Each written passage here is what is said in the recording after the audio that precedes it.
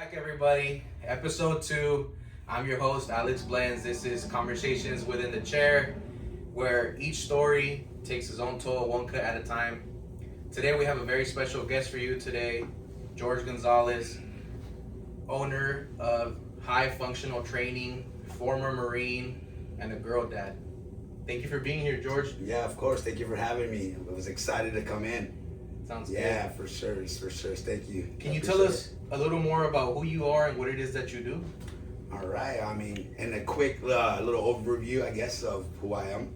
My name is George Gonzalez. I was born and raised here in Castro, and I'm owner of High Functional Training, right? So which is a training studio, training facility, boot camp.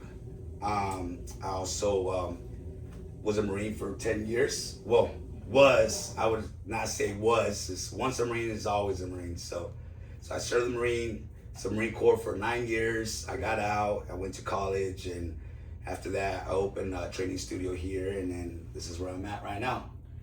Sounds good, everybody. You got a little bit of George. Going back to your Marine background and everything you had going on there, what made you want to become a Marine straight out of high school? Man, you know what? I wanted to be a Marine ever since I was like a little kid. I remember actually wrote a college paper on wanting to be a Marine. I don't know if you remember, there was this commercial like back in the day where like there was this Marine fighting this big like this monster, like this fire monster or like a rock monster, right?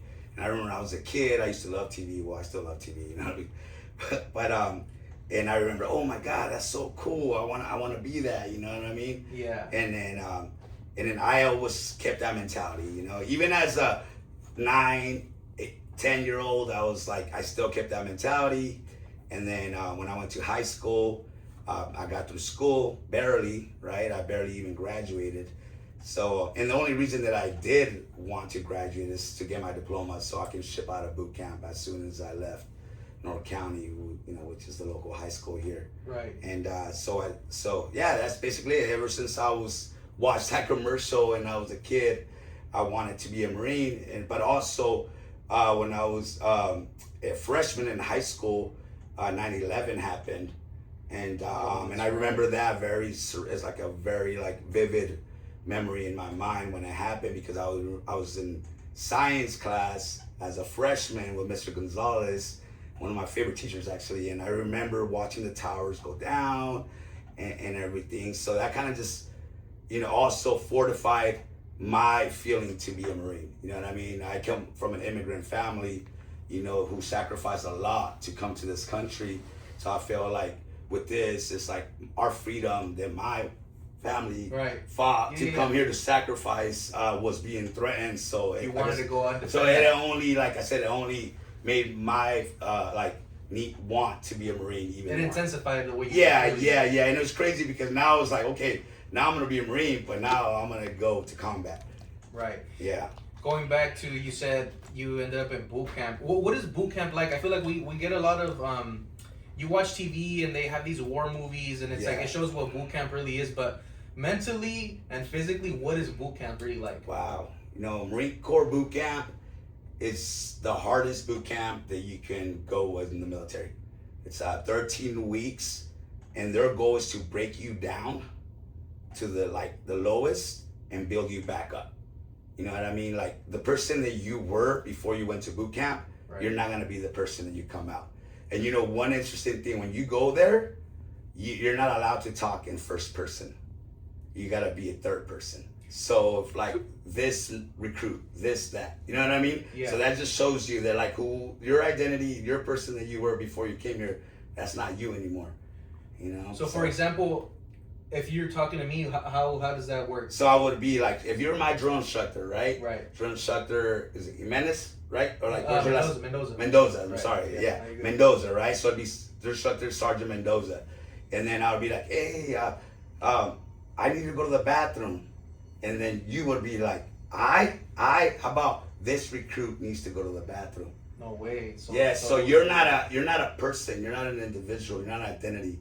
You're just somebody who, you're breaking you down. So when you leave, you're somebody else. Right. You know what I mean? So that's already discipline already, because you can't say your name, you can't say I, so you got to speak in third person. And how hard was that mentally for you? Because everything that you ever grew up knowing about how to speak to someone gets literally shifted at the age where you're 18. Yes, you're grown up now. You're a grown male. But when you're 18, I don't really think you have it figured out how you feel like you have it figured out, right? Right. Like everyone always says, at 18, I want to leave my mom's house and I'm going to go do this and I'm going to go do that. But me growing up, I'm 25 now. When I was 18, all I wanted was to leave my mom's house. Yeah. And all I did was figure out that that's not as easy as you think. Yeah. So you're 18, fresh out of high school, you're at boot camp, and everything you knew about talking to someone gets shifted. What is that mentally hard? Like, how does that, like, do you question everything that comes from your sergeants and everything that everyone what do you question it within yourself? Yeah. I mean, yes, you do question it, but like deep down inside, like you already know, like, this is what I gotta do to get through this. Like, it's a game. Like, I gotta play my cards right. I gotta suck up my ego. I gotta suck up, because you have Marines, you know, they're not Marines yet. You're not a Marine until you graduate boot camp. Right. You know, you're just a recruit when you get in there. But you have recruits from all over the country who come from like wealthy families. You have some that come from, most of them come from, you know, poverty. You know what I mean? So it's like going in there, like if you have the emotional intelligence and maturity, you already know it's like, they're gonna yell in my face. They're gonna help me do this. But this is all something that they're doing to break you down. So you kind of have to like stay in your head and tell, like, when they're insulting you, when they're making you talk like this, when they're doing all this, you're like, nope, like, stick to it, man, stick to it, stick to your, you know what I mean? Keep playing the game, keep doing what you're doing, you know what I mean? Out of everyone who was in your recruiting class, how many people actually graduated with you? Was it a good amount of people, or did a lot of people quit in the process? Know, there's a lot of people that quit, a lot of people that, like, they show up and boot camp is not what they envision, you know what I mean? But the thing is that the Marine Corps doesn't make it easy for you to quit. You know what I mean? If you go in there and you quit, what they do is just, they put you in a platoon where, like, they're gonna keep you there for months before they send you back home. You know what I mean? To maybe change your mind? So maybe, but you're in a contract. So either you go through the training 13 weeks or stay there for like 3-4 months. You know what I mean? And then sometimes they make you redo start all over again.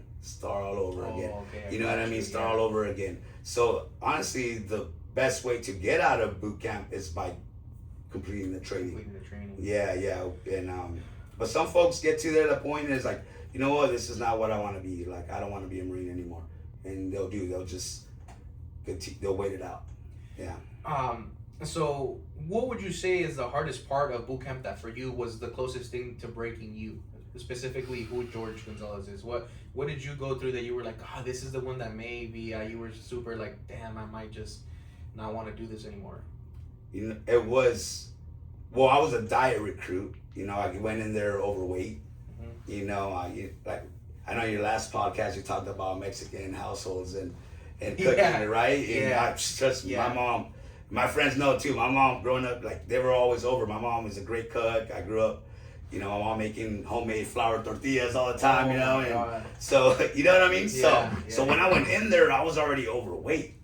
So they did a waiver. We're like, okay, you're 15 pounds overweight at your height. So when I went in there, they made me a diet recruit. So I went in there like weighing 203, and I got out weighing 150.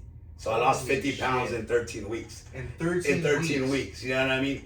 So and they tag you. So if you're a diet recruit, right, they're gonna put a little tag on you. So when you go to the cafeteria, the workers already know. It's like, hey, serve this half the rice. Serve him. No, you know what I mean?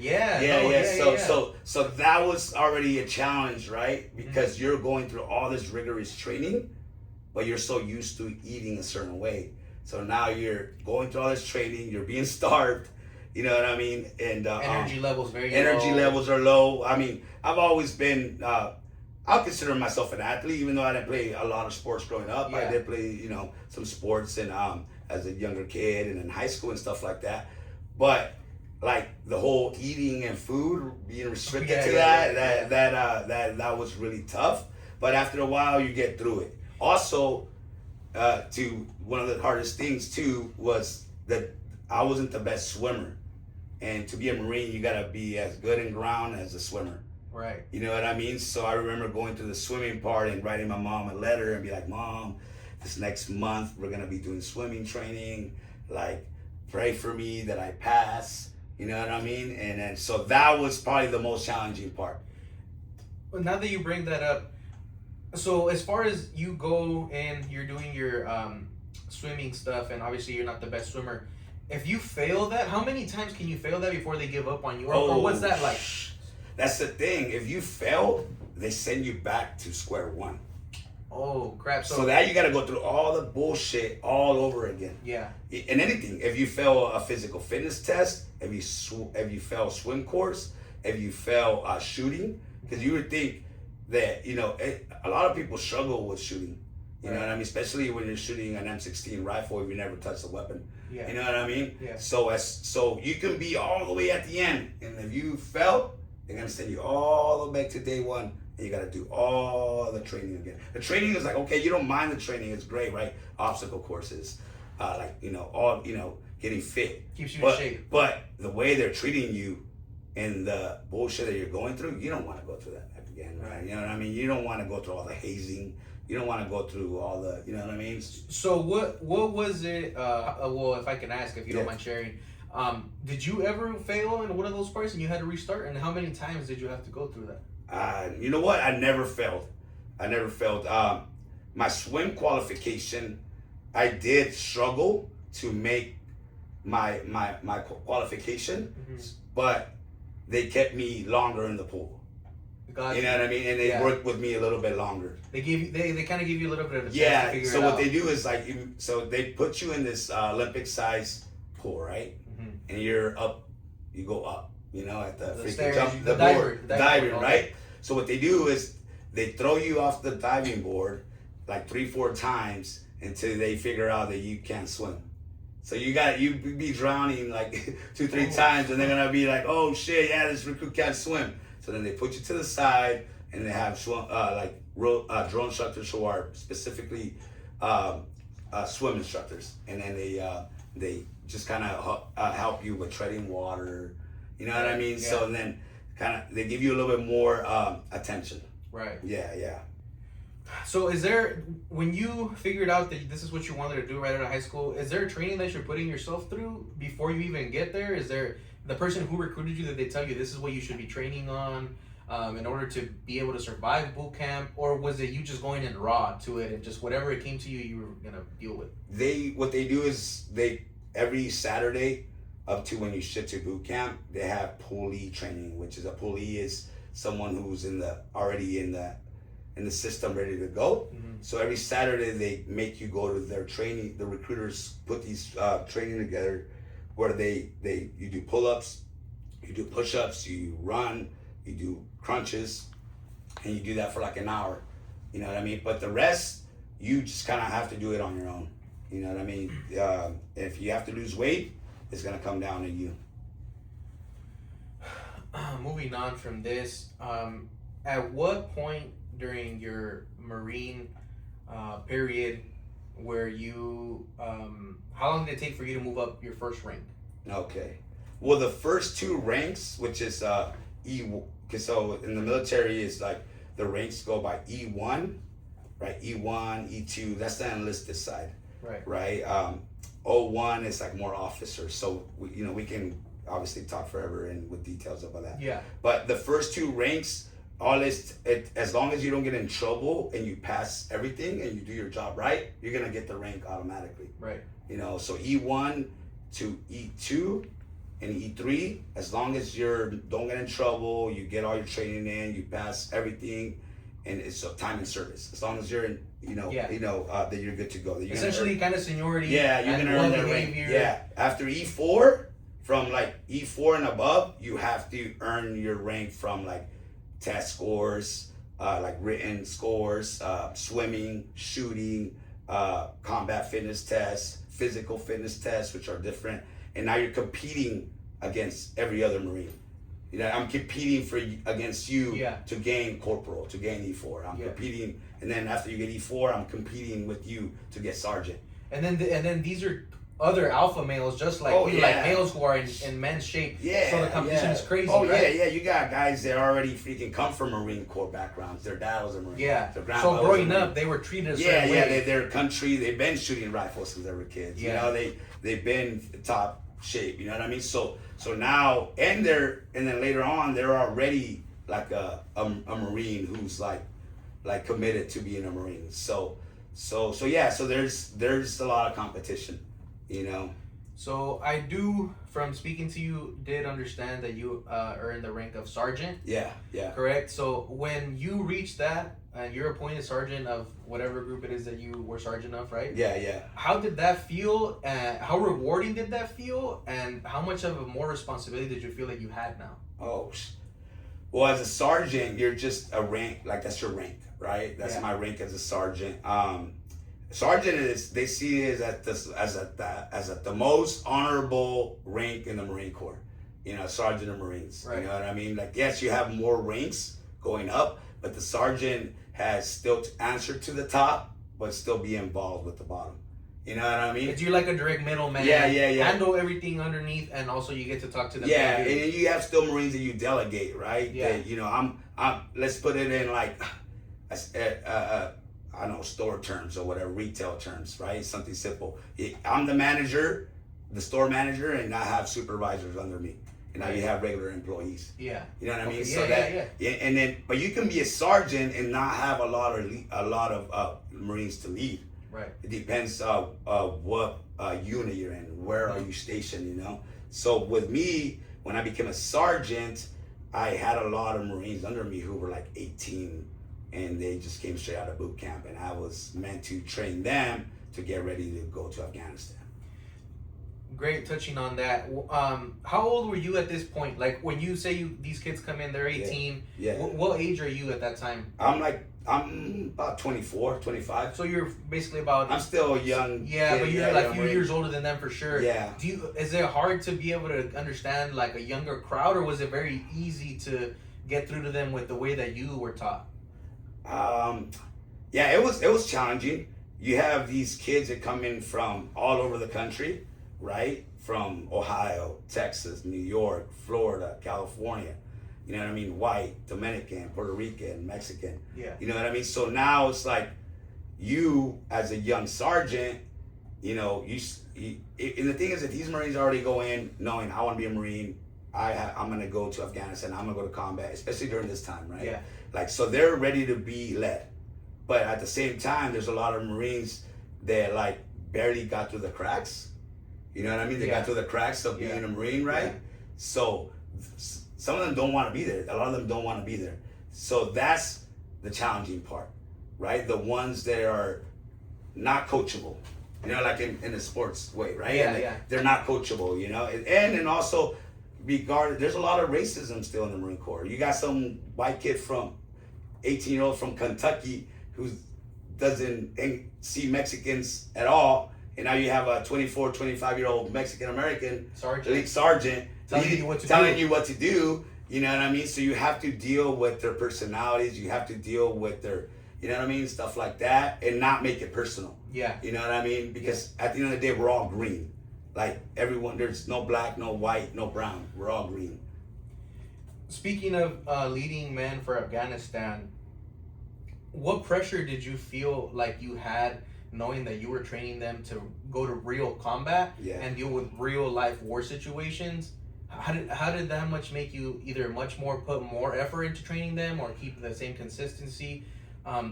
Did you feel a lot of pressure, or did you feel like whatever was instilled in you, if I instill in them, they'll be successful?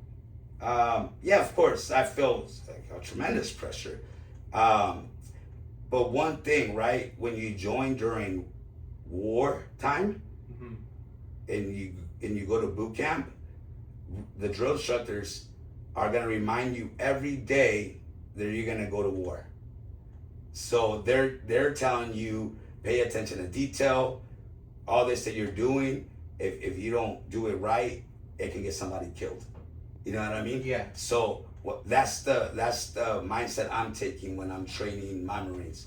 You know what I mean? Like we'll be like, if you're a liability for us, Right. you know what I mean? Then no, you're not. You know what I mean? So it's like you want to train everyone so they're not getting anyone killed. You know, and that's the pressure. That's the pressure that you get. You want to make sure that like I was a radio operator sergeant, right? I had to make sure that not only all my Marines knew how to operate a radio, and so we can get communications through all our combat teams, our fire teams back, also the command center, but also know when, hey, freaking, if shit hits the fan, you have to pick up your rifle and you have to still be a warrior. Fighter. You still have to be a warrior, because Marine Corps is the only one that is like, now you're a rifleman first, then your other job. Yeah. So if you guys are under attack, pick up your gun. We're fighting because the radio doesn't matter right now. We have to keep people alive. Yeah, you have to do both. Yeah. You have to do both. That's the thing. I have to keep communications going, and I have to shoot back to the enemy. Yeah. You know what I mean? While getting shot at. While getting shot at. You know what I mean? Yeah. So you have to handle both. You know what I mean? So it's like so there's a little bit more pressure when stuff like that. So then you paint that in their head when you're training these young Marines. And a lot of these young Marines already knew. They signed up. When you sign a contract, you know, recruiters are going to fill you with bullshit. You're going to go to college. You're going to get all these benefits. Like, you know what I mean? Like, what are you doing right now? Get out of here. But deep down inside, you know when you sign a contract, is Afghanistan's going on still.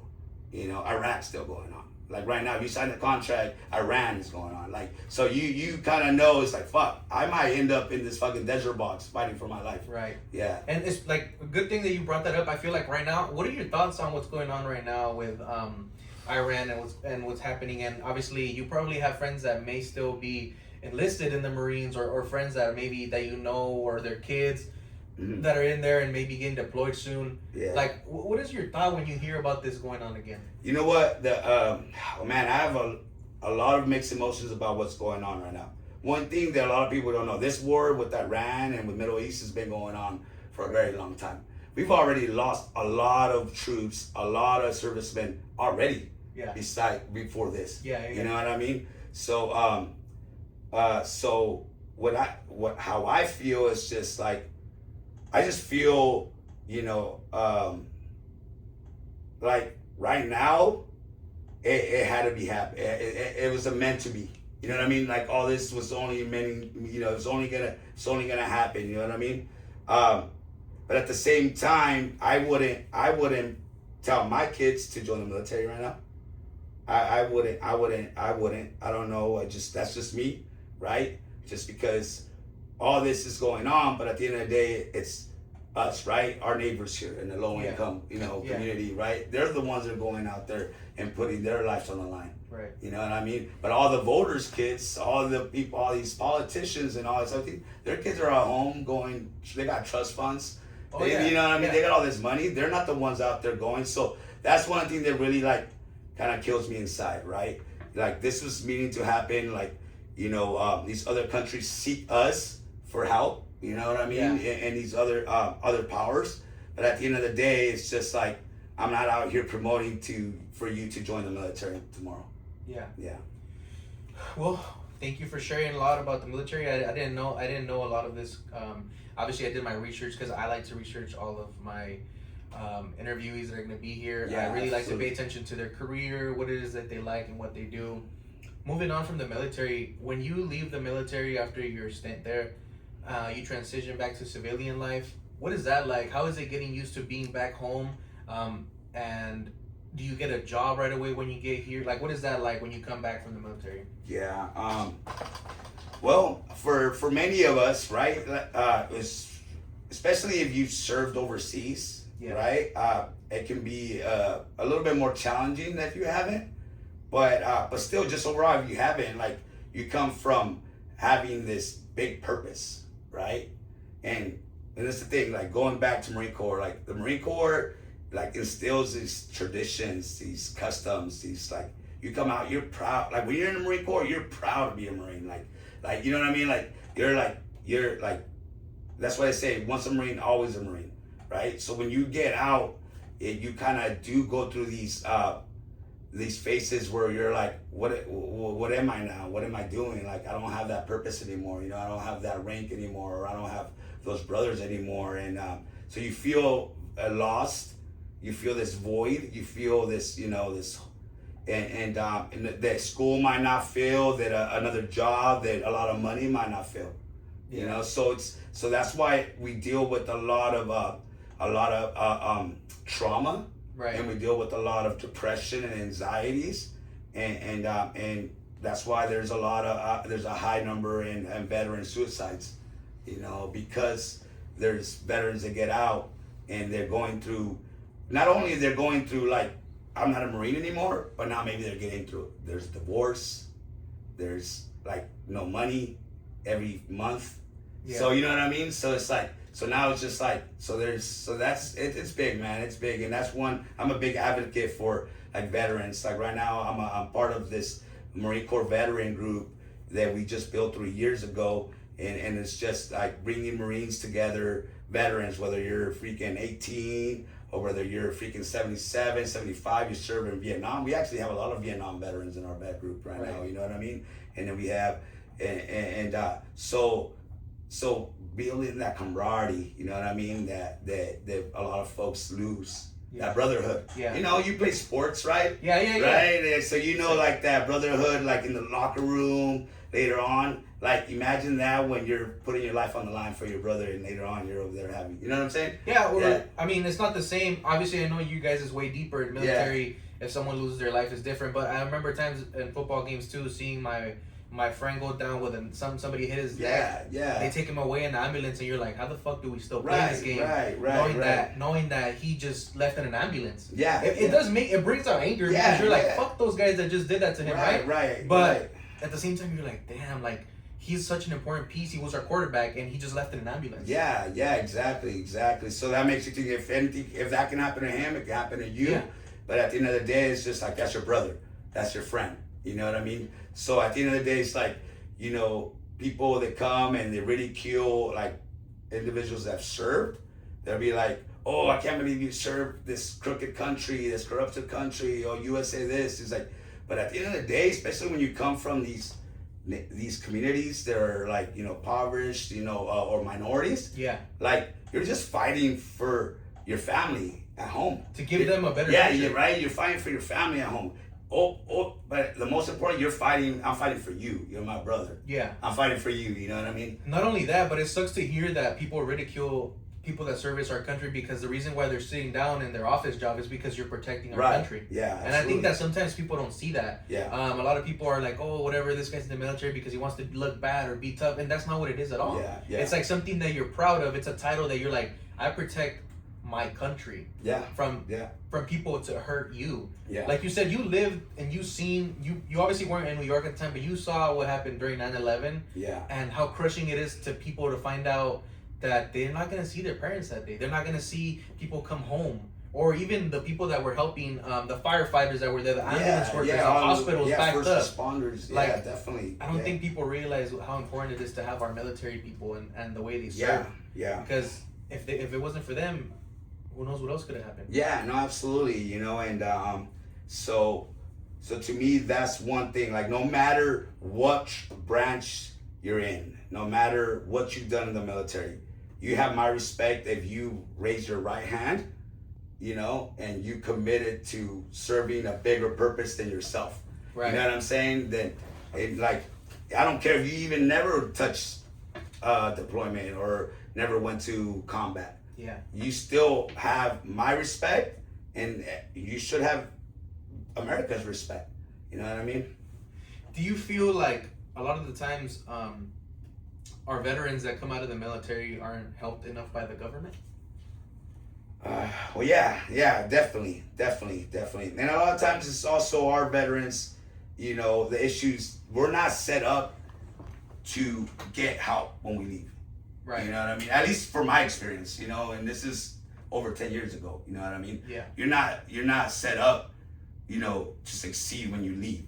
So when you get out, you're, like I said, you're lost again. Right? Or you don't believe in the system because you hear how bad the system is from other veterans that are already out. You know what I mean? So if you hear like, oh, go get help by the VA, but then later on you're hearing all your veteran buddies like, oh, fuck the VA. The VA freaking, they have to go through all this paperwork. They've already lost my paperwork. So you get really like, oh, I don't want to deal with that. Like, I'll figure it out on my own. And not even figure out. They'd rather not deal with the system because it's gonna cause more stress, and then also get in their head. Because imagine I go to the VA, right, and they process me, and they're like, "Oh, you're good. You don't deserve these benefits or this help." Oh, so you can go through them, and they can still say, "Nah." They can tell you like, "Oh, your knee's messed up, your shoulder's messed up," and you tell them, and they're like, "Nah. According to your paperwork here on your medicals when you were in, you don't have that your knee was bad. You don't have that you went to medical because of your shoulder. So we're not gonna pay you a disability because of that." And the thing in the military, especially in the Marine Corps, they make you feel like shit if you go to the clinic. Oh, you're a bitch. Yeah. You know what I mean? Well, you go to the doctor. Oh, you're a bitch. Yeah. So you suck it up. Yeah. You know what I mean? And later on, when you get out and you're fucking broke and all this, and you try to go to the VA, oh, well, there's nothing in your medical record. So do you think that's that's something that they low-key do on purpose, so that they don't have to pay as much? No, I don't think so. That's I just mean, at least in the Marine Corps, they don't do that. The Marine Corps is just the culture. Like toughen up. Like toughen up. Like yeah. like you have a mission. You know, just like I said, you bring it up to football, right? You're like, nah, I'm getting paid. I love football. I'm gonna get out there. My knee's bad. Yeah. You know what I mean? But over there, you're a millionaire, and then you have a coach in an organization. Like, no, you're good. Like, good. no, don't play. You know what I mean? But over here, you're like, no, all right, cool, suck it up. Here's some meds, or you know what I mean? Like, you're good. So you're out. You feel lost. You also did get a degree, San Jose State, business and communications. At what point after you're out do you reach college, or what's that middle time? Like, do you come home and you try to enjoy being home for a little bit, or you're right away trying to get into going to college? Well, when I first got out, I struggled a little bit to really figure out what I wanted to do. Like I barely made it through high school. Like I didn't even graduate with my class. I had to go get my diploma in summer school. Right. You know what I mean? Mm-hmm.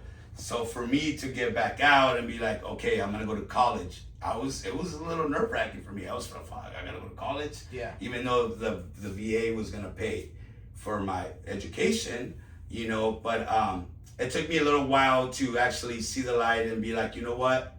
And it took some of my friends, veteran friends, be like, hey man, don't be dumb. Like, there's all these benefits out here for you, and they helped me, they guided me through the system, So that's one thing too. There's a lot of folks that get out, they're lost, they don't know how to go through these systems.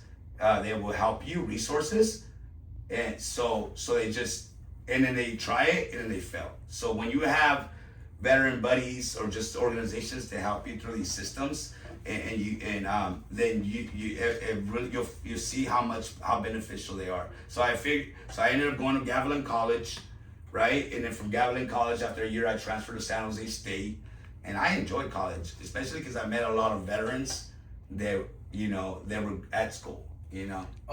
So you're in Gavilan. Are you taking like remedial classes to be able to catch up on what you forgot, or are you straight up getting into the stuff that is required to get your degree in business? I took some general ed classes. When you're in the military, you get like free tuition to go to college. Right. So if you have the time, but you know what I mean? If you have the time, right? So, but if you're in units or jobs like what I was doing, there was not a lot of time for you to, do college work, or to actually, I gotta do an online course, or I gotta go to campus. Like, you don't really have time like that. So I already had some units, and so when I when I went to Gavilan, I started taking general education, and that's kind of when I figured out my education path. Okay, sounds good. Now that you've been in the military, now you're in college, now you're dealing with everything together. What was challenging? This might be kind of a dumb question, but was college more challenging than the Marines, or did it have its own things back and forth that you would say, college was more challenging in this and the Marines was more challenging in that? I mean, it depends on how you ask, right? Who you ask, right? Yeah. Especially someone who's struggled with education maybe growing up. Yeah. Right? And so I didn't find college harder than the Marine Corps.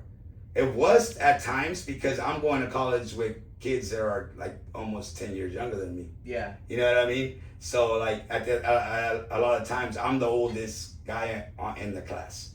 But to me, that brought like a different perspective and maturity, and it allowed me to really embrace what I was doing. I wasn't just there to take notes and pass tests. Like if I'm taking a course, how am I gonna apply this course to my life? Yeah. You know what I mean? Yeah, like, you know, so that's why I went business and communication. You know what I mean? Because I knew like, especially as a Marine veteran, like communication, just in general, communication is everything. And that's what I tell everybody. Like you can have whatever degree you want, but how do you carry yourself? How do you talk? Yeah. How do you use it? How do you use it? Like you can meet anybody on the street or in a restaurant or a bar, talk to them. Next thing you know, you have a career or you have a job or you just met someone who's a friend who can influence you. So the way that you communicate is tremendously valuable and really underrated, you know, just in society as a whole. Yeah, and talking about that, you know, I have a lot of friends, or not even friends, just people that I do know. So I didn't go to college, as you know. Obviously, I went to trade school. I did do some type of school. I was in college, a barber college, for about a year and a few months.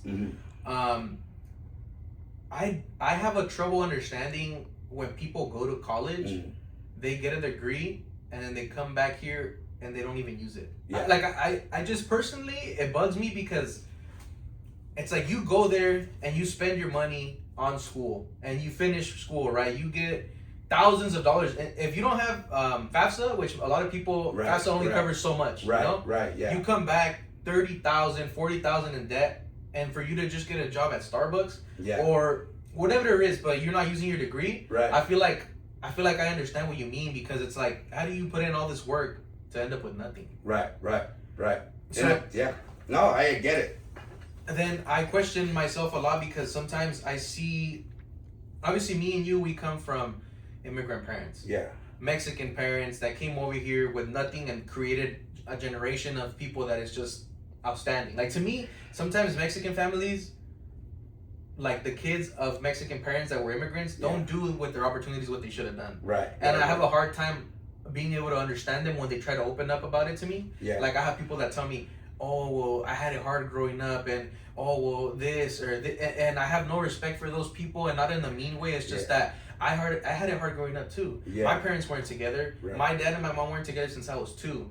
I was packing bags every other weekend to go hang out with my dad. Right. I was trying to focus in school. I liked sports. My parents were super hardworking that they didn't have time for me to sign up to the Bulldogs. Yeah. They didn't have time to take me to a soccer game, you know? So I'm growing up in this setting, and I'm still able to have I'm not saying I had a 4.0, but I was still able to get my degree on time in high school and find a career path that I like. Yeah. So when I hear stories of people saying, oh, well, I couldn't do this because of this, and I couldn't, it's just very hard for me to respect and understand them, because everyone goes through shit, and to make excuses, it doesn't make sense, bro. Yeah. You know what? And I totally like can agree with that. Like, and if I was like, maybe like 5 to 10 years ago, I would have been like, hell yeah, it's true, you know? But now, as I've gotten a little bit more, like I've gone through life a little bit, I met so many people from all different walks of life.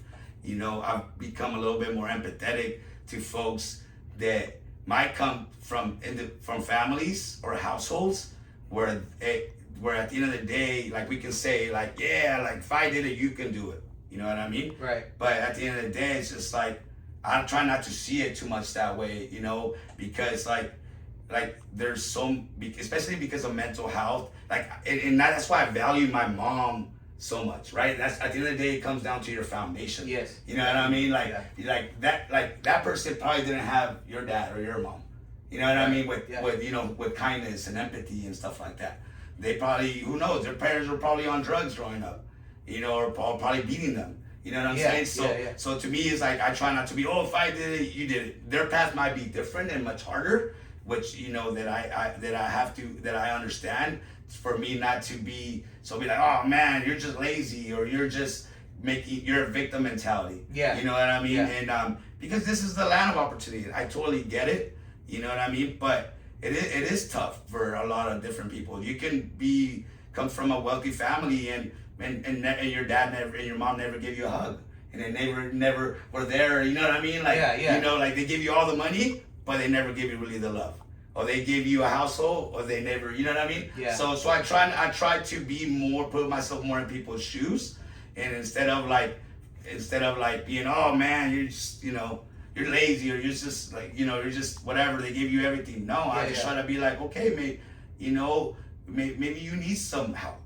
You know what I mean? So, and then I try to think about it a little bit more that way, because there's gonna be people that are gonna look at you there like, oh, well, you got handed everything to you. Yeah. You know what I'm saying? And that's not true. And you know what's crazy?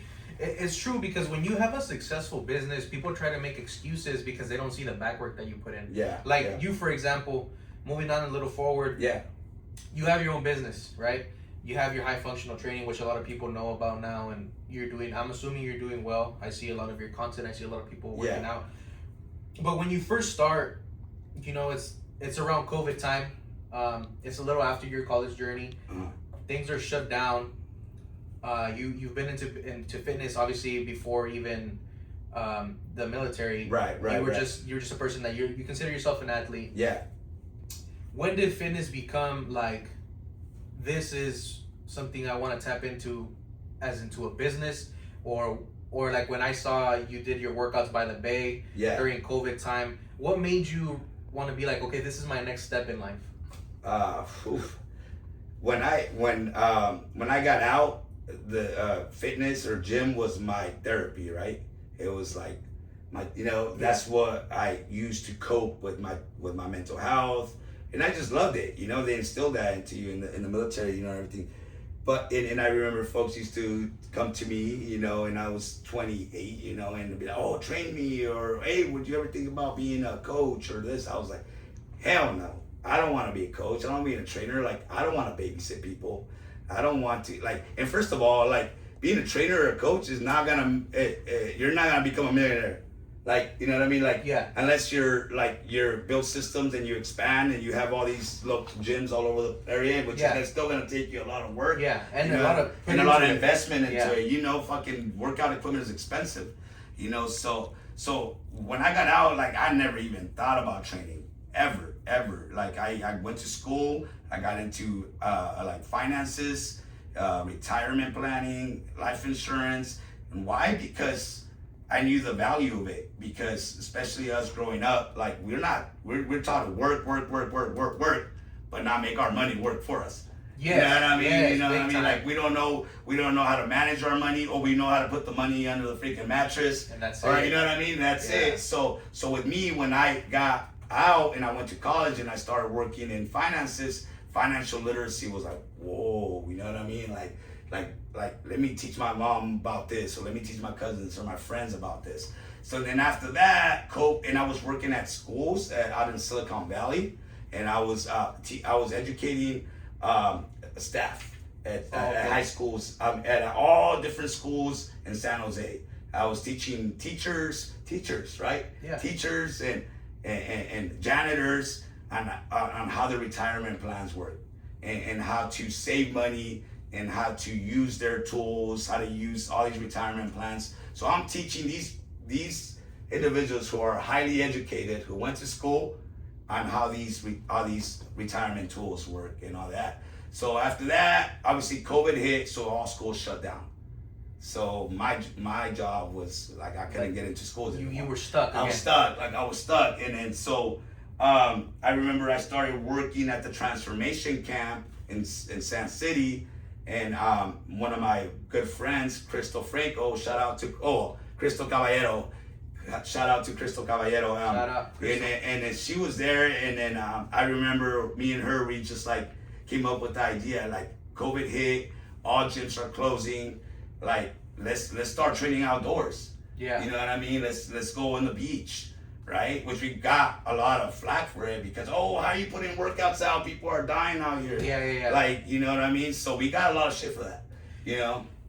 Speaking of that, we are talking about that. I remember seeing those posts and stuff like that. Going through that tough time during COVID, everyone is scared. Everyone's going through it. I remember my camera guy Dom, we went to a couple Target runs. We had a mask on, we had gloves on. Yeah.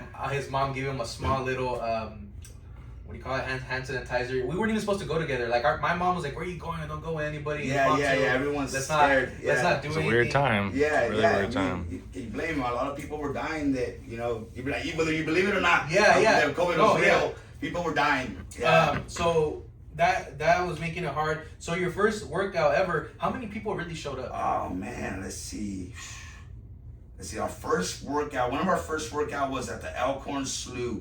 So you know with Elkhorn Slough, right? Yeah. So, there's a little bit of there's a dock there, like a with cement, right? And there's train tracks there. So our first workout was next to this little dock, and we had maybe like 10 people. 10 people. 10 people, yeah. And then after that, we ended up going to Salinas River, Carmel, PG. So we went to like maybe 10 beaches, like maybe 8 to 10 beaches. And is every time more and more people coming along, or was it very steady? It depends on location. Yeah. It depends on location. The most we had maybe was 20 at the Sand City beach, right behind Costco. So if you went up there, there's these big these big hills there, and I remember us running workouts there.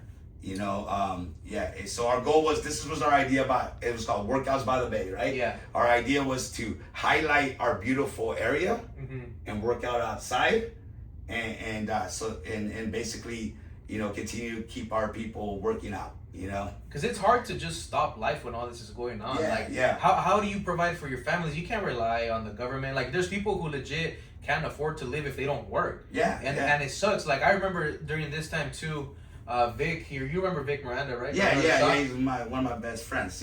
Vic Miranda, Francisco, the owner of the shop now, Right. Kiko and Miguel, they were cutting out back in tents. Yeah. And I remember coming and getting a haircut with them, and they had the whole tents, and the wind was blowing everything over. But I still remember, like, they need to make their money. So and people still need to get their haircuts. Like, people are doing business through Zoom and just. So life can't just stop whether the government wants to say that. Right. Like, people really need to do what they need to do. And keeping that in mind, like, do you think these workouts were also really good for people's mental health? Oh, that was our number one priority, right? Like, I know that's what we built this program on how we felt about fitness. You know what I mean? Yeah. Like how we felt. It's like working out was my therapy, still is my therapy, right? It's ways that I cope with other stressors. Right. You know what I mean? And at the same time, it's a hobby, it's fun, it's a lifestyle. You know what I mean? So to us, not only to help with their mental health, but also strengthen their immune system, and also build a community. And highlight fitness and highlight movement as life-saving. I've definitely been one. I've always had my fitness journey struggled up and down. A few years ago, I did probably the best I did. I went from weighing 305 down to 265, which was my biggest transformation. I guess I would have lost over 30 pounds. And let me tell you, like, once you get used to that lifestyle, it feels great. It sucks when you go, like, I feel like after that I stop, and it sucks when you stop, because my goal was always like, I want to weigh a good lean 250, like muscular 250. And for my height, I felt like that was okay, So it sucks when I was 15 pounds away from my goal, and then you take the biggest reset, and it's like, fuck, like I was so close, now I gained another 10 or 15 pounds back. It's like, fuck, it feels like shit. So I get what you mean, because also I use working out as my outlet, like you said, for mental health. If I'm upset, even if I love my mom, but shout out my mom, but every time we would get in an argument, I would just leave and go to the gym. With my partner at the time, I would get angry and be like, you know what, I just need some space, let me go work out. I'm out of here, And it becomes that thing where you put your body through pain so that you don't feel the emotions that you're going through at the time. Absolutely. So I'm very understanding of that. You got Workouts by the Bay going. At what point does that become the beginning of something bigger? You know what? I just posted this story on Instagram, right? Where it says that you're not ready, right? You're never gonna be ready. You're just gonna go do it. You're gonna make mistakes. You're gonna fail. You're gonna learn from it, and then you just whether you're either gonna stick to it or you're just gonna quit, right? Right. And I remember, right, now that you bring on your the myth of man, the legend, Victor Miranda, and he had just seen me doing, working with boxing out in Monterey, boxing strong. I was working at Fit Body. I was still doing beach workouts, and then he's like, and he calls me, and then he's like, hey man, I see you doing your thing. He's like, are you ready to open your own facility? And I'm like, I don't know, why do you ask? He's like, well, check it out. The building behind my barber shop in the back, the old daycare, has been vacant for about a year now. You know what I mean? Or a year and a half now. And that place was a daycare for like over 30 years, 20, 30 years. Yeah, because I remember sometimes I used to go back here and we used to kick it with the homies, Just park right here and you would see all the kid equipment right there still. Yeah. But you had to get rid of that, right? Not really. When I went in there, there was already, it was pretty much everything was already cleaned out. No, I'm talking about the park. The park? The side little outside area? Well, not really. There was probably some ropes and stuff like that, but they took everything out by the time I got in there.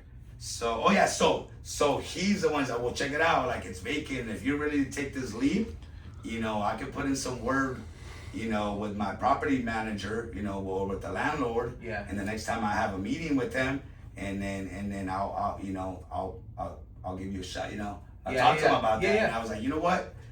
Like, I didn't even tell him, let me think about it. I was like, you know what? Yeah, let's do it. And then later on, I was like, what the hell am I doing? Yeah. You're like, fuck, I just said yes. I don't even know. Yeah, I was like, yes. But to me, I was like, hey, this is a betting on myself. This is only going to put the pressure. Like, this is when I've been at my best, when I've been against my back, or put my back against the corner. So, and so that's how it went down. He talked to Steve. He connected me to Steve. Next thing I sat down with the landlord, and I shared my vision, and he's like, all right, well, this place will be ready by this time. I'll get a lease ready, and that's the rest is history. Yeah. Take a quick moment. Shout out Vic, man. Yeah, Vic, definitely, man. I love you, man. Been great to the community, Vic. Thank you so much for taking a chance on me. Yeah. Fresh out of barber school, you did a lot for me, man. So really want to thank you. Shout out for putting on George. Man. He's always been for the community, man. Yeah, and making the community better. So shout out Vic. I'm so happy he is doing so good with his barber college. I wish him the best. I wish for him to open 3 more, 5 more, and for him to become just very successful. Shout out Vic. He's opening another one, right? Yeah. So he had actually said that I think he's that's why he's looking for a property. I don't know if you guys seen on his story. Yeah, I saw that. I saw that. Yeah, so I saw that. Maybe coming soon, around here in the 831, the next Pristine Barber Academy. Hopefully, glad to see it. Yeah. Moving on. When was the first day you decided to open High Functional Training, bro? Oh, shoot. You know what? That was 4 years ago. It's crazy because my 4th year anniversary is coming in May. And I remember opening up, and it was only 2 days a week. It was Mondays and Wednesdays, and I was doing 5 a.m., 6 a.m. boot camps, and then I was doing 5:30 and 6:30 boot camps. I remember just struggling to get up at 4 in the morning to come and do all the training and stuff. And sometimes people would show up, sometimes they wouldn't. I'm not gonna lie, there was sometimes where I'd be turning this corner right here and I would be hoping that no one was there, so I could go back to sleep. You know what I mean? And that's just being honest. You know what I mean? Oh, that's good, even though I was ready to go, but I still had to be adapt to showing up at that time. You know what I mean? And it was tough. And the good thing, like I said, even just like I was telling my girl the other day, no one does nothing on their own. There's always gonna be someone who's gonna open a door. Yeah. There's someone who's always gonna put you on. Yeah. There's someone, you know what I mean? And that's how I felt with Victor. Even the landlord, he's like, hey, well, I'll give you a couple months free until you get going. You know what I mean? So I'm like, hell yeah. You know what I mean? Yeah, that's what I was gonna ask you next. Because so you open your spot, like you said earlier in the pod, the machinery, the stuff that you use is freaking expensive, out of Yeah, this world. yeah. So when you first open the gym, I'm not sure. Obviously, it's none of my business Yeah. what your budget is. Right. But what is it that you're working on just to begin with? Because obviously, it's hard to just be like, boom, buy all this. Right. Well, I mean, when I got a loan from the bank, Right. you know what I mean, and I remember like using other fitness or gym owners in the area that I've made friends with Yeah. to kind of pick their brain, you know, and so I knew that equipment was gonna be expensive, right? And I was doing my research. I'm going online. I'm going on freaking Rogue, Titan. You know, I'm going all Yeah. these like big, you know, Different like brands. fitness companies. You know, they have equipment, and I'm like, oh my god, this is a lot. So what I did is like after that, I was like, screw this. And, like I'm going to the freaking Facebook Market. Right. You know, I bought squat racks on Facebook Market. I went to Target, every Target and Walmart in the area, like from Get Gilroy the down to best here, deal. and I would collect all the black Hex dumbbells. Yeah. So the black ones. Yeah. You know what I mean? And I collected from fives all the way to like 50 and 60 pounds. Yeah. Right now I'm now that I'm doing my 4 year right now, I'm gonna do that again. Getting back to, you know, collecting some more equipment. and Always stuff like that. striving to improve the But it's gym. crazy. Like I remember buying a 20-pound dumbbell. It was that was 4 years ago, man. Right. It was like $1 per pound. Yeah. Now, so it was like $20, 20 after taxes, 21, 22 for a 20-pound dumbbell. Yeah. Now I'm looking at $27 Fuck. for one 20-pound dumbbell. So it's gone up like $5 Yeah. per like dumbbell. Which is crazy. Like, Yeah. I mean, I hear what you're saying. Yeah. I forgot where I was. No, okay, let's, real quick. Yeah. I went to Mexico this past year in 2025. I went to Puerto Peñasco with my cousins. Yeah. And the dollar wasn't as good as it usually has been, Oh, bro. no, yeah. I damn near spent $600 in like a 3-day trip. Yeah, you think, oh, Mexico's gonna be cheap. Yeah, it's good. We're good. Like, you know, that's what, Yeah. that's what my cousins told me. Because at the Yeah. time I was a little hesitant. I was like, I don't know, because I gotta stay in work and I got my rent next week. Yeah. So I was trying really not to be like, hey, maybe I shouldn't go. And they're like, nah, it's good. Like, it's Mexico. I remember we were staying at this all-inclusive spot. So he was like, oh, it's cool, you know, whatever. But then like, I was like out there, and then the guy comes in and he's like, oh, you want a cold ass coconut? Fuck yeah. Here are these pesos here, these pesos there. We're going out to the Malecon, we're drinking, everything costs a lot of money. Like, you know what's crazy? Fucking, they try to rip me off in there, bro. I was at the bar. Yeah. You gotta be careful because they're good at that. These South American countries, they're like, I'm not like, 'cause I was just in Colombia, and they haggle you a lot. They haggle you a lot. You know what I mean? They same thing as Mexico, is about the same price and pesos and all that. Yeah. And they are, man. They're gonna go in there and they're gonna try to they're gonna rip you off. I give the guy, because he charged me in dollars. Yeah. I got a Paloma, gave him a 20. And he gave me back like $3. I was like, what the? I was like, what the fuck? Yeah, $3? man. Like, what the Especially because they know you're American. Yeah. You can talk you can talk Spanish, Mexican. You can talk Spanish like you sound fluent, but they smell. Oh, that for on you. sure. And Especially even the way you dress. Yeah, I was about to say the way you dress. You're trying to look like fresh out there. I was they, you know, regardless, even if you're in shorts and a t-shirt, they know. You don't look like they're, you know. Yeah, exactly. When you first opened your gym, what were you most afraid of? Failure, like just basically, well, like any business owner, right? Yeah, they're you know, and then they say like in any business, right? It's like the first 3 to 5 years that people eventually like give up or they fail. Yeah. Right. And so to me, fitness, like I just said, you're not gonna get rich. You're not gonna become a millionaire for being a trainer or being a coach. You're not. You know what I mean? And to me, that was not. I didn't see it that way. I just like, hey, this is I love working out now. Like I see the value in it, my passion. Everyone that I had come across that I had impacted as a trainer or coach spoke nothing but like good things and spoke highly about me. Right. So to me, that's what kept me going, and still to this day, you know what I mean. So so that was it. Like to me, it's like that people are not gonna see, and it's to this day still like making a living out of something where people gotta be disciplined. You know, out of something that they gotta be disciplined. Right. Like fitness, you know, it's hard.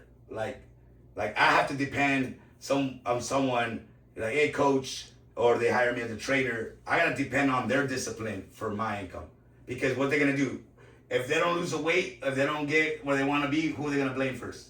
The coach. The coach. They're gonna blame the institution. They're not gonna blame that they were fucking eating all night or they went drinking during the weekend. Exactly. They're gonna be like, no, the coach sucks. Don't the go trainer there. don't go there. Yeah. And then now he thinks someone who I was depending on to pay me a certain thing month to month, now I don't have that anymore. Yeah. Just like you, someone comes here and they get your hair cut.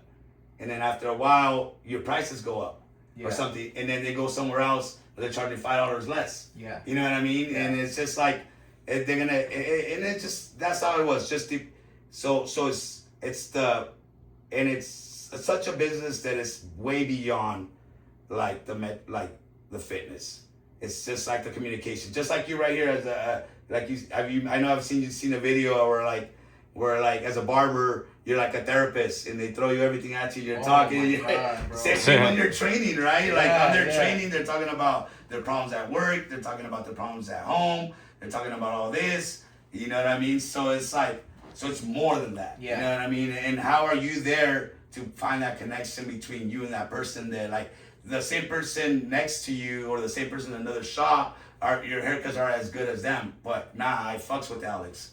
He's real. Yeah. Or like Alex, me and him have a connection. Me and George have a connection, and that's where it's at. And that's something that I love, bro. Like the way how I am in my personality allows me to really communicate with my clients. Like my client that I had my last interview, my first podcast, he drives from Gonzales. So he comes all the way an hour. He's now in Salinas, but he used to drive from Gonzales. Now he recently told me he moved to Salinas. I forgot, but he used to drive from Gonzales every time to get a haircut out here. And I asked him the same thing on the podcast. Why do you drive so far for me when you can be getting a decent fade anywhere else? Right. So he told me exactly what it is. He said he comes here. First of all, he loves the barbershop people here. Shout out Megs and Kiko, always making a good environment. Chanch and the boys. He loves that, and he loves that he feels like he's getting cut up by his friend. Yeah. And I feel like that's probably, to me, that's like the ultimate compliment. It's if you think of me as your friend and not a service provider, I like that. Right. Because he still respects me as a business owner, right? He still respects my time frames, my prices very well, always tips me. But he also respects me enough to call me his friend. Yeah. You know, and that's someone who I've seen my clients move up in life, and I think that's the most beautiful thing I can see and say from my point of my business is seeing him become a real estate agent when he just used to work. He used to work in agriculture. It's not a bad job, but just seeing him move up in life. Right. Now being a property. Do something that he's that he passionate about, that he wants to do. He's now a property manager and a real estate agent. Oh, nice. So now it's like me seeing him move up in life is dope. Like, it's crazy, man. And I think that says a lot about you, right? Like just back to my college, right? Thinking about the communication. Yeah. You know what I mean? Like the communication. How do you communicate? How are you listening to this person? Yeah. This guy can go to a barber and be like, this guy's just listening or acting like he's hearing me because he wants a fat tip. Yeah. Or because he's, but he knows here he's established a connection because, oh, wow, fucking Alex is really listening to me. Yeah. You know what I mean? We really like having chemistry. And same with coaching, same with training. Like it's all about them and how you are a leader. You're at the end of the day, you're like, how are you leading how are you leading your chair? How are you communicating? How are you being able to establish a connection with people? And at the end of the day, that's really comes down to. That's what's gonna really make you successful. Like, it's how do you really treat other people?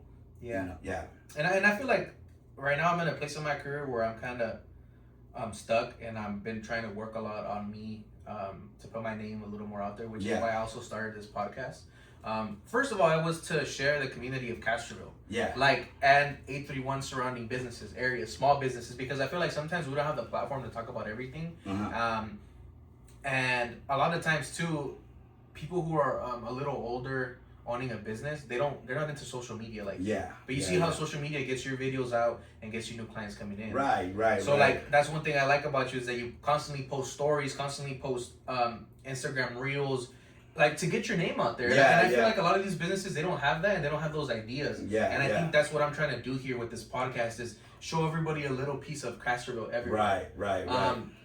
because I feel like we have a lot to give. We have a lot here. Yeah, Like, yeah. never before we haven't had a gym before. Like you said, 4 years ago we didn't have a gym in Castroville. No. We didn't have. I want to say our barbershop in the 831. Even with Selena's competing everywhere, Yeah. like I think we're up there, dude. Yeah, you know what? I've never, like, if you really think about barbershop culture or like community and like in this area, you're not gonna go anywhere else where you're gonna find like individuals like you guys right here, like really like that. You know what I'm saying? Like Yeah. you're gonna go to a barbershop, there's like people, 3 people, or even if that, or just someone owning their own barbershop. But I think it takes a lot for you to have a team that works together like this. They are able to be successful still, and then value this right here, value what you guys have. Because a lot of people right away will be like, nah, I want to do it on my own, or hey, I don't, you know what I mean, like and stuff like that. So I think, like I said, like I feel like this is like a great foundation, like a great, really like, and I feel like Castroville is just. To me, I'm so proud of being from Castroville because I just feel like from this whole area, like we are really different. You know what I'm saying? Yeah. Just like we are, just maybe because we've been out here, you know, in freaking between Watsonville, between Monterey, between Salinas. We're in the middle. We're in the middle of these small other little cities. They also have ag and all this stuff, but we take really pride in this small little village right here. I I love that. I think that's why, like our aura, our energy, our personalities. When you go somewhere and we talk about Castroville, people know like, oh, you're from Castroville because that's how we carry it. It's just like when I'm a Marine, right? That's the same thing. That's how I see it. We're the Marines' the smallest fucking branch. Yeah. We don't have the most expensive equipment. We don't have, you know what I mean? But we're fucking the baddest fucking service in all the branches, like overall, you know what I mean?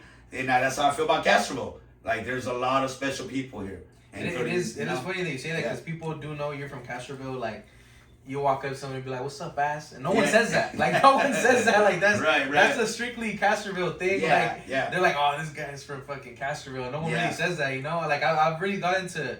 I grew up mostly living in Mount Sandy, but going to school in Elkhorn. So every other kid that was around this area would go there, and then obviously I went to the middle school, and then I would come out with my friends to the rec or go to round table with my homies. Yeah. So like, I wasn't directly living in Castroville up in 2017, I want to say, or 18. That's when I strictly was living here, and it let me make a lot more connections in town, which was pretty cool. Yeah. But I mean, I would say I'm from here because I feel like I've been here for a lot of years, and this is my community. And not only that, but I feel like I do a lot for my community. Like, absolutely. I love the fact that we do the back to school giveaways. Me and Kiko and Migs and all the boys here at the shop, we give back probably, I want to say, about 100 backpacks last year. Oh, wow. Full of supplies. Full of supplies. Oh, wow. It's just like, and I think a year before that, I did a Christmas toy drive. Yeah. And the boys ended up helping out too. Cool. Yeah, we ended up doing 2 years in a row. I ended up doing, well, actually, this year we didn't end up doing it, but the first 3 years that I was there. Yeah.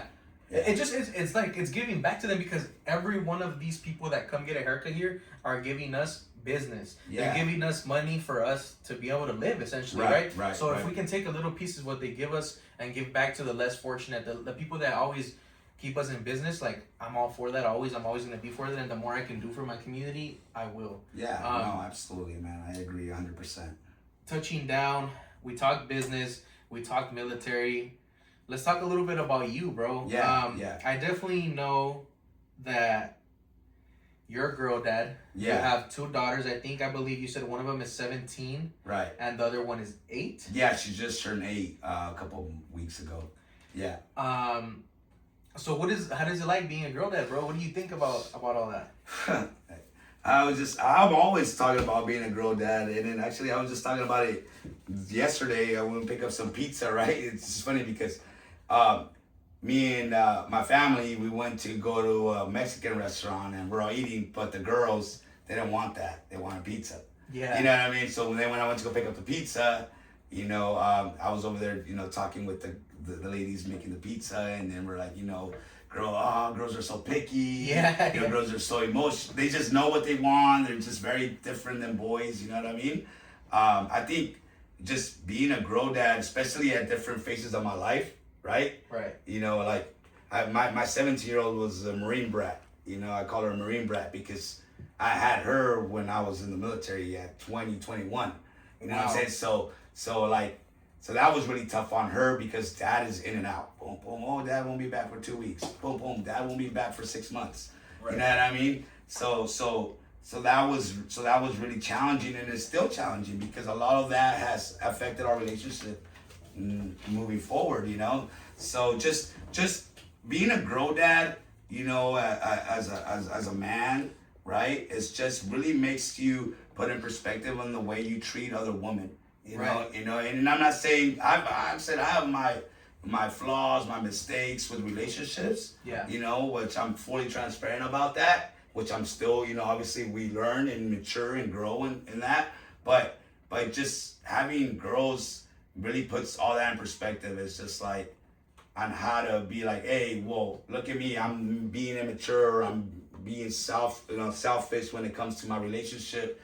And maybe not treating this woman the way that she should be treated. Yeah. And then put it back, wow, what if someone is treating my daughter later on that way? Or you don't want her to see the way you treat women. Right. Because then she's going to think her being treated bad would be normal. Right? Yeah, exactly. Or just like, yeah, exactly. Something like that, right? Like it still hurts to the point to be to have broken, you know, relationships or, you know, families. Yeah. And then later on, they say statistics say studies show that those the kids may tend to have that same issue when they grow up because they come from a broken home. Right. They might have a broken home later on as well. So now you're like, okay, as a man that is conscious and about that and is, feels that, you know what I mean? Be like, okay, well, I already put my daughter through a broken marriage or through a really tough path in their life.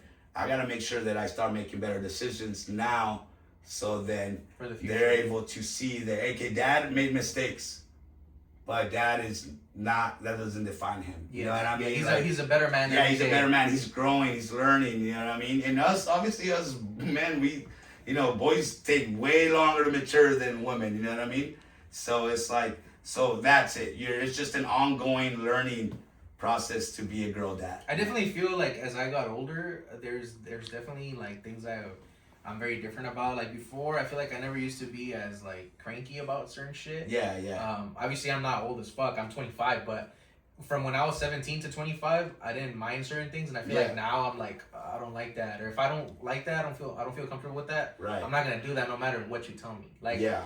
So it's like, I mean, everyone is different. Like you said, I'm happy that you've changed, and obviously, it's always good to want to self-improve, like ourselves, and I do see your posts sometimes on Instagram, and it seems like you guys have a better relationship. Yeah. And it looks like you take her out, and you still obviously you get a little emotional because she's growing up fast. You know? And with Grow Dad too, it's like realizing that, like, especially when you come from like a, the Marine Corps background, right? And you tend to be a little bit more tough or rigid or firm. Yeah. But you got to realize that that's a little girl, like this, like sensitive. You're like sensitive. You have to be able to empathy again, to their needs and their wants and their emotional, intelligence, and you have to be able to like not every girl, like you don't have to always be like, hey, she just fell, oh, suck it up, get up. For girls is a little different. You as a dad, they're gonna remember, like pick them up. You tell them, hey, you teach them, why. Why and when, like, why do you feel that way and stuff like that? You can't just be this guy who's like hard and I'm gonna be tough on them because life is tough. Right. And it doesn't work with that with girls. You have to be nurturing and tough at the same time. You have to be, you know what I mean? You have to be able to be, because at the end of the day, they gotta know that dad's gonna be there. Right. You know what I mean? The dad's always gonna be there, especially when they go through life and their relationship might not work, or there's a boy that might hurt their feelings. You always have to make sure that you want your daughter to be able to come back and be like, Dad, like, I need you. Yeah. And you being able to show up at least and be like, oh, I told you so. Not like that. Yeah. But in a way like, come on, mija. Like, Give a hug. Like, I don't have to tell you everything. I don't have to give you a solution. I'm just gonna tell you that I'm here for you. Exactly. Yeah. And I feel like that's the thing. Sometimes why people have so much miscommunication with their kids is because they try to solve their problems rather than just being there for their kid. Right. And I feel like I've had the best situations with my parents. They both have their parts where they've done really well in my life, and then they have stuff they failed me in. Yeah. One thing that is pretty cool about that I can see in a positive way is I've learned what I don't want to do with my kids in the future and what I do want to instill. Because my mom gave me plenty of stuff that I do want to instill in my kids, and she also gave me plenty to think about that I don't want to instill in my kids, right? And I think like that's where it's like for me, part of becoming a barber was I want to make my own schedule so I can show up for the important things that my kids have going on. And that's probably the biggest blessing that I got with what I have going on with HF. You know, it's giving me the flexibility to be there for my daughter's winter concert, to be there for her. You know what I mean? Stuff like that, just like you explained. Yeah, and I feel like sometimes people, because I have conversations with different people who obviously are older than me, and they do tell me like, well, the way you think is pretty mature for your age. A lot of people don't think about that, but I feel like when you go through certain stuff, it toughens you up mentally and it makes you know what you really want and what you don't want in life. I would say like, I know exactly what I want in life. I definitely love cutting hair. When I was little, I loved being at the barbershop, dude. Yeah. Like I never once was those kids that would be like, no, mom, don't take me to get a haircut. I was always like, fuck yeah, like take me to a barbershop, because you know, growing up, your mom takes you to the salon. Obviously, the money's not what it is, because barbers have always been a little more expensive than a salon. Yeah, you know? absolutely, yeah. But when I started for at least for men, for boys, for men, for men, yeah. So I get to the point where I'm like, you know what? No, like all my cousins are going to barbershops. Fuck this. I go to my neighbors, I start feeding their dogs, clean the kennel, gives me $20. The haircuts at that time were $25. So now my mom only has to give me $5. So now I'm making it easier for her to be like, okay, mijo, I'll take you to the barbershop that you want to go to, while I'm also working for my money, you know? Like, I get what I want, and I don't take a toll on her pocket. And I feel like I've always been like that. Like, even now growing up, if I can't give you, mom, but I'm not going to take. Right, yeah. No, absolutely. And especially like now more than, than ever, right? With the economy. Yeah. You know what I mean? And stuff like that. So that's good, man.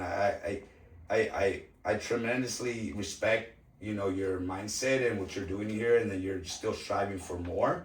And, and now more than ever, like kids and just teens and just young men are growing up faster than ever. Right. You know what I mean? They're so exposed to so much, and it's like they got to make a decision, right or wrong. What do I want to do? You know what I'm saying? Yeah, I feel like they don't have as much leash to fuck up. Right, yeah. And exactly. I just feel like that's all social media. Yeah. Like, putting all this pressure on men to be providers and to be the rock of the family, and to be like, if you fuck up, like everything fucks up. Like, no, like men's mental health is a problem. Yeah. Because a lot of people put so much pressure on men to be like this dominant person that can handle everything in life. Yeah. And sometimes they don't understand how draining and tiring that can be. I definitely am a big advocate for people's mental health. Especially men. Yeah, men, like men lead statistics and suicides and mental health just because of the social roles that we already, since the existence of men and women, right? So yeah, man, same with me, man. That's why I actually want to get more men training in my facility, you know what I mean?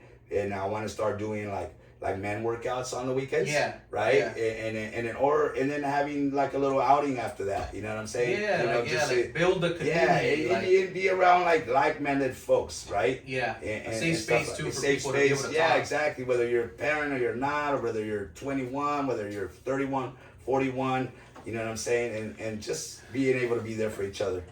Speaking of all that, I do have one big important question for you. When your daughters grow up and someone asks them about you, what you hope they would say? Oof. I know that's a tough one, but realistically, what is something that would make you proud of them? Like, they would be like, hey, dad was good at this, or he was great at this, or like, what is something that you would love to hear if they get asked that question? I would want them to, to just really believe, not just, obviously they're going to say it, but believe, not for themselves, just to, to look good or to make me look good, but for them deeply to generally say that I was a good man and that I was a good father, you know what I mean? And I know, like I said, I been made my mistakes and still growing and stuff. But at the end of the day, I would want them to be proud of me and happy that I was their dad, and that I am their dad, and that's probably like the most important and like to me, especially like this is why I do legacy, right? Like I come from an immigrant family as well. I come from a home where I couldn't play some sports or I couldn't do some stuff because our home was financially limited. So now I want to be able to get to a point where like I have a legacy, right? My daughters eventually could own HF or just be inspired to own their own salon, their own, because my daughter's on into like beauty and cutting hair and all that, and just stuff like that, right? I want to be able to be like, I am here because my dad was a role model. Yeah. And that's it. I want to be a role model, not just because I was their dad, but because they were inspired by me. Yeah, bro, and if she ever wants to pick my brain on anything to do with beauty and the colleges around the area, I looked into all of them when I was going to figure this out. So if she has any questions, I'll be absolutely. happy to understand. Right now she's in Fresno. She lives in Fresno. She might go to community college for a little bit because she's about to graduate this year. Yeah. And then she's probably going to go to Fresno State, or unless she moves over here, see if she goes to CSMB or might just go to a trade school. And so we'll see. Right now, I just want to support her and make sure that she's making decisions that everyone's gonna make decisions based on their life right now. And I just want her to know that like I'm gonna support her no matter what, and then it's okay to make mistakes.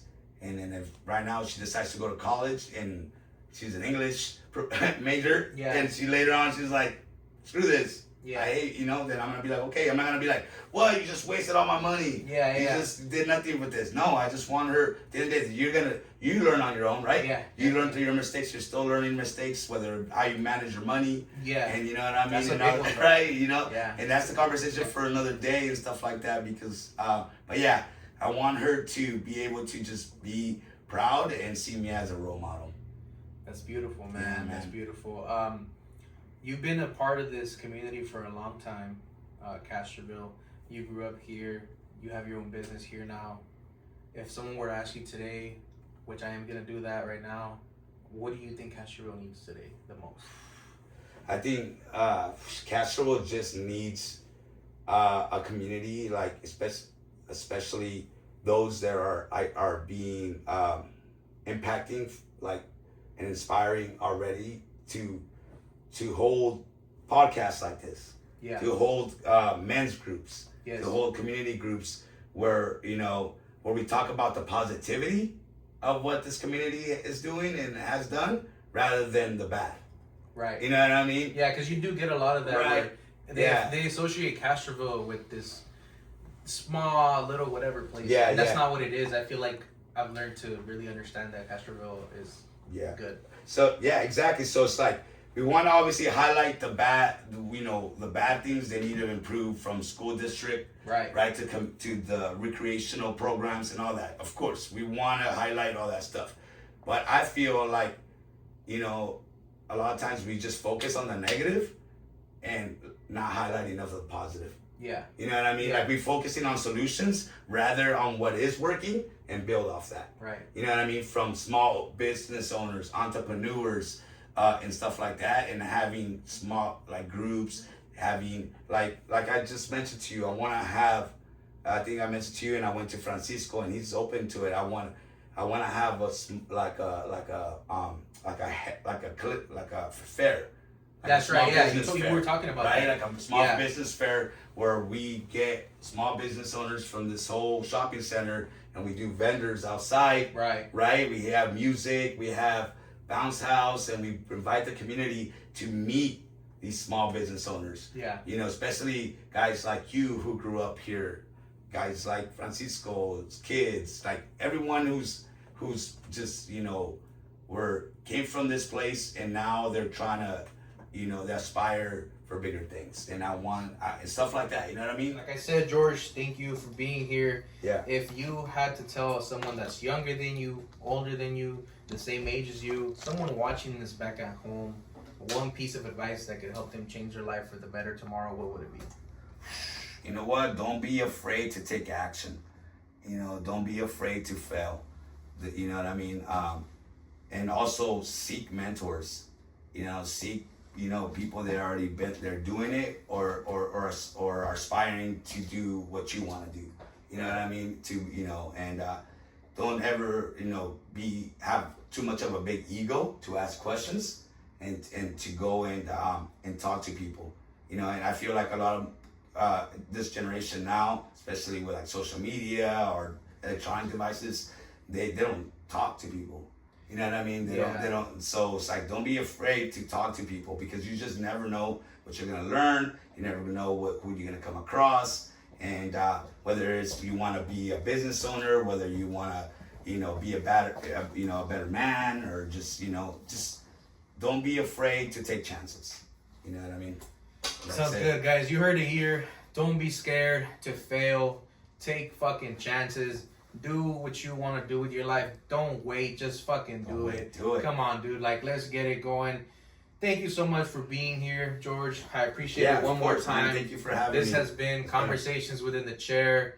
We take it one story at a time. Let's do it. Thank you guys for listening. And if you're watching at home, thank you for all the support. Click the link on my bio to watch this. Also, I want you guys to subscribe and like if you can. I'll really appreciate that. See you guys next time.